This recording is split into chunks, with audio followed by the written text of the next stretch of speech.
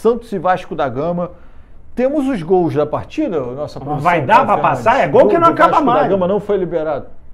Não, não foi liberado. Não dá muito gol. Mas era tanto gol, podia deixar um gol pelo menos passar. Né? Teve gol bonito. Teve. Mas vamos falar do jogo. Não, mas que loucura. Só o futebol acontece essas coisas. Só o futebol. Porque se toma 6, o Santos toma 6, mas assim, tipo um time que tá melhor que o Santos, o Flamengo, o Cruzeiro, aí até já seria um resultado. Lógico. Agora, tomar 6 do Vasco, estava na zona de rebaixamento, vinha numa pressão, sem ganhar jogo nenhum. 5 jogos sem vencer. Irmão, não entendi nada. O Santos vindo de 3 jogos sem perder. Porra, Neymar a 6 jogos. O Santos ganhou do Flamengo, o Santos ganhou do Cruzeiro. Primeiro e segundo. Aí eu vou perguntar pra quem entende, irmão, qual é a explicação? Que loucura. 6, meu irmão, os caras atordoados, o Neymar chorando. É uma coisa assim que foi incrível, mas a gente entende, eu entendo que o Fernando Diniz, quando ele firmou com o Vasco, eu falei assim, dá tempo ao tempo, que o Vasco vai ter uma mudança aí,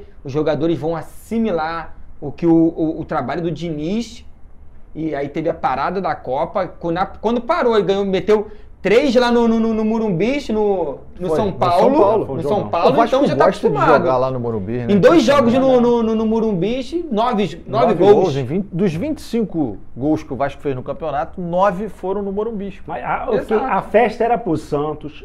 Lotado, quase 60 mil. O maior público do estádio. Neymar cavando. O menino Ancelotti lá, o Carlinho.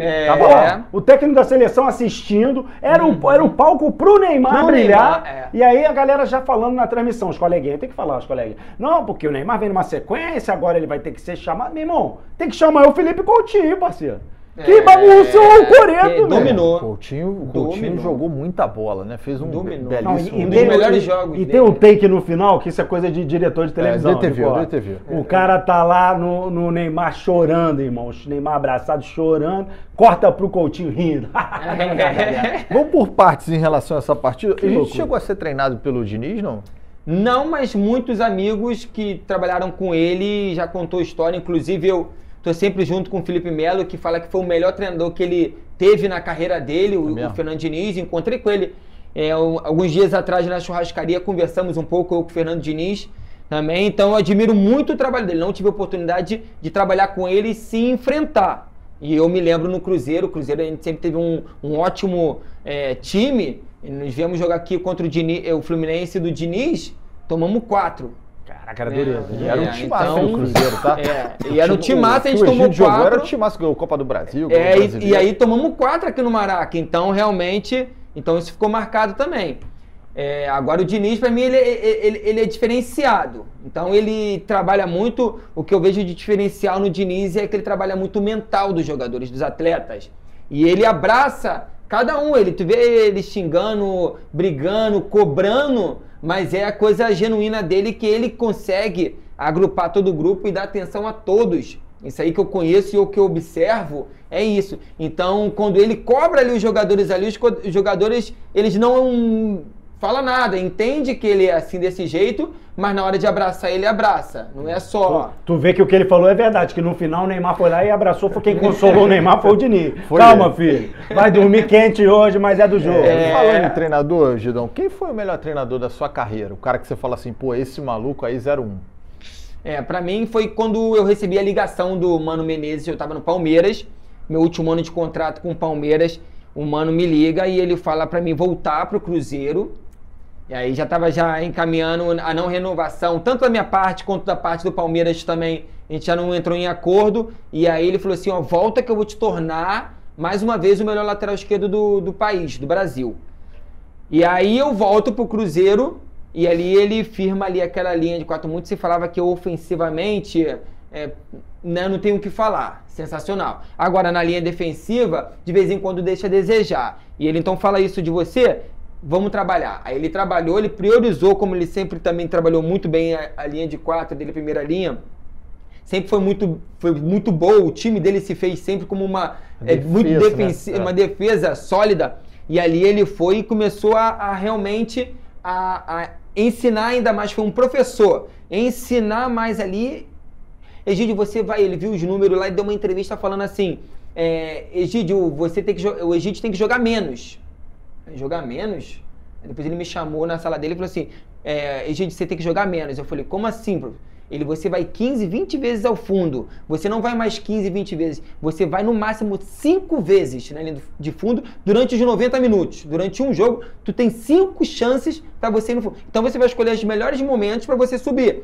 Você vai priorizar a linha defensiva, a linha de 4, e quando você subir essas 5 vezes, você vai 3 no primeiro tempo, 2 no segundo. Vai na boa só. Na boa. Quando você for, você não vai cruzar. Você vai dar passe. Quando você chegar lá, você com a tua qualidade que você tem, você vai chegar, você vai levantar a cabeça e você vai colocar a bola na cabeça dos seus atacantes. Você não vai chegar abafado. 15 vezes você não dá passe, você cruza. O cara então meio que te reeducou nessa questão ofensiva e priorizou a linha defensiva. Que você tinha o lateral, a primeira coisa que ele tem que fazer é defender. Que no Brasil a gente tem essa cultura. Mas eu cresci no Flamengo, então fui dos 11 aos 26 anos.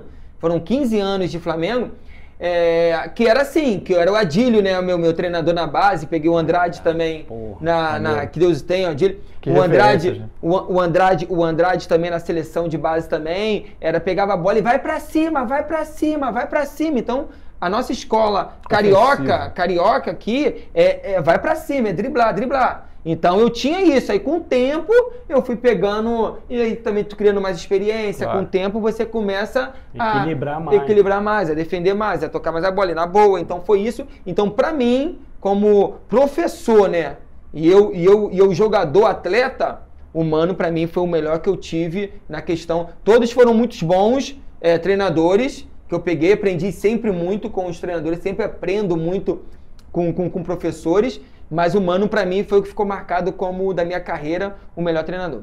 Pô, legal demais esse relato. E a gente falando... O Mano é mais retranqueiro mesmo. O estilo gaúcho. O time dele começa ali, ó, todo mundo aqui, depois vamos ver o que a gente vai aprontar. Bom, quem não é assim é o Fernando Diniz e, por incrível que pareça, o homem gol do Vasco, numa vitória de 6-0, não estava em campo. E muita gente falou, cara, sem o Verratti o time funcionou diferente, como é que foi? Várias opções de ataque. E foi perguntado na coletiva ao Fernando Olha Diniz. A paciência do Diniz com a pergunta, olha a carinha dele. Ele ganhou de 6-0. Ganhou de 6, ele já tá assim, ó. Fala, Diniz, sobre a ausência do camisa 9, esse Vasco diferente. Eu sempre soube que a gente poderia jogar agora sem um atacante de referência, joguei em outras oportunidades dessa forma. Hoje eu poderia ter colocado o David como referência, a gente até treinou, ele substituiu o Veguete e não ficou bom no treino, e no treino já ficou boa essa formação, com o David mais aberto, partindo da esquerda para flutuar no meio das linhas e ia ficar atacando espaço. E o Nuno e o Coutinho, os dois fazendo um papel semelhante de falso 9, e com muita liberdade para jogar. E acabou funcionando, o Santos tinha dificuldade de encontrar os encaixes de marcação, porque era muita gente flutuando no meio do campo. E a gente soube explorar tanto a superioridade numérica no meio, como as bolas de profundidade. O time jogou muito bem. Voltamos para fazer a pergunta direto para o Egídio, que era lateral e tinha referências sempre de camisa 9. Jogou com vários, Fred, Ricardo Goulart. Fala mais 9 aí que tu jogou do lado. Brabo, dos brabos. Barcos. Só cara grande do futebol. Só 9 mesmo. Novizão, daqueles clássicos, referência, centroavante. E o Vasco tem o Verratti. E muita gente fala do Piton.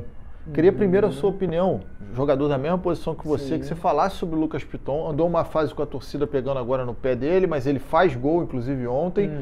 E é um cara muito, na minha opinião, muito importante pro Vasco. Sim. Egídio, é mais fácil pro lateral ter esse novizão ou hoje o futebol tá tão moderno com mudança de posições que o lateral tem que se virar?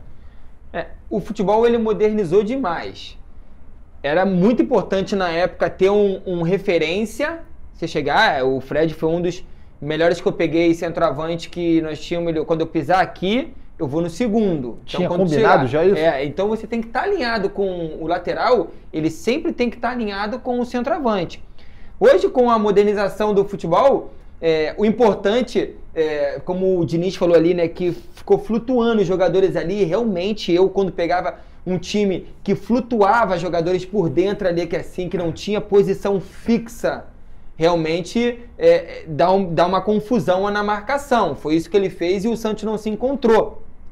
Mas pisa na área.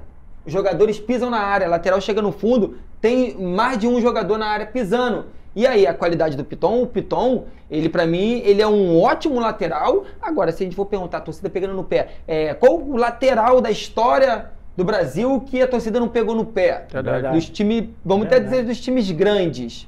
Da massa, da torcida. O Cafu, os caras cornetavam, mandava plantar caju, pô. Cafu, campeão do mundo. Cafu jogou 2. Eu acho que o lateral, a galera, paciência pequenininha. É isso, e tá do lado ali da torcida também, né? O primeiro tempo tá do lado da torcida do outro. Então é marcado já. Só que o Piton, o que ele tem feito no Vasco, é se pegar os números dele são expressivos. Ele fez o primeiro gol, pisando na área, que a bola vem lá da esquerda, vai pra direita. E ele entra, ele faz o gol, e depois o segundo gol ele dá um cruzamento pro David.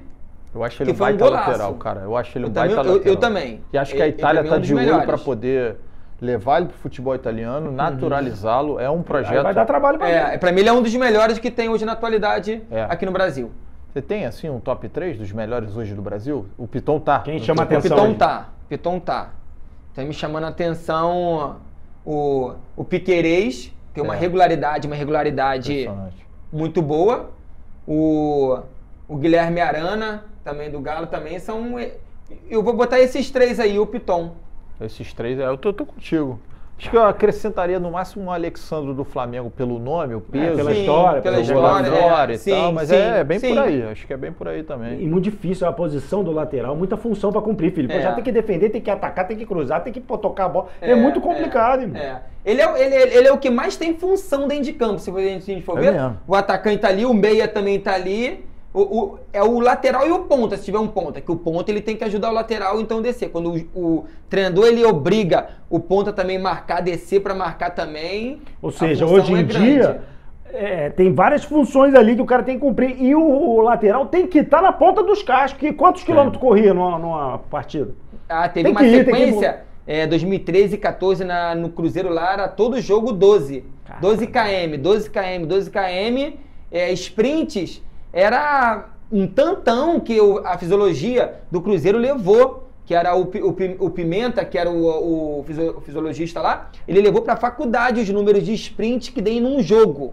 Ele achou aquilo ali um absurdo. Então um físico meu, e eu também, foi dos 6 anos no salão aqui do Rio até os 37, 38 anos aí, 31, 32 anos de bola, sem se machucar, sem lesão nenhuma. E ontem pegar um pouco. Eu tava vendo a entrevista do Abel Ferreira, ele falando, porque é uma coisa surreal. Eu vi. Né? Desumano. 12 horas de viagem e tudo. Então, não só física, como psicológica.